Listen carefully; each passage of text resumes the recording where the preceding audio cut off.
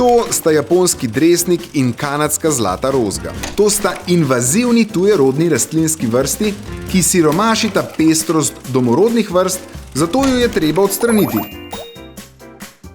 Odstranjene invazivne tujerodne rastline kompostiramo ali sežigamo, vendar jih lahko tudi sami predelamo v uporabne izdelke ali oddamo v zbirni center na Povšetovi ulici 2 v Ljubljani. Pravilno nabrano surovino za papir, v našem primeru japonski dresnik ali kanadsko zlato rozgo, najprej zmeljamo na sekance, ki jih nato pri visoki temperaturi skuhamo ter jim dodamo kemikalije. V holandskem mlinu vse vlaknine še dodatno razvlaknimo in skrajšamo. Papirno kašo odlijemo iz holandskega mlina v izdelovalno kad. V izdelovalni kadi se gosti papirni kaši primeša klejivo, ki uravnava vpojnost papirja ter željena količina vode.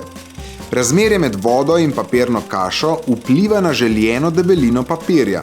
Sledi zajemanje papirne kaše s sitom, na katerem je oblikovalni okvir, ki določa obliko papirnega lista.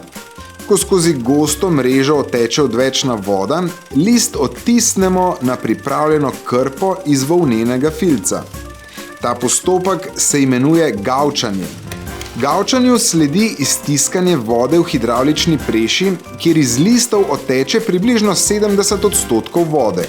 Liste papirja odberemo iz filcev ter jih prestavimo v sušilnico, kjer se sušijo na mrežah prekritih s suhimi filci. Popolnoma suh papir zgladimo. Strojni gladilnik je sestavljen iz 2 valjev, ki sta nameščena drug na drugega. S tem postopkom se razvlečejo in razporedijo vlakna, ki so se med sušenjem nagubala. Meščankam in meščanom Mestne občine Ljubljana želimo olajšati samostojno prepoznavanje invazivnih tujerodnih rastlin in predstaviti način, kako jih ustrezno odstraniti ter predelati.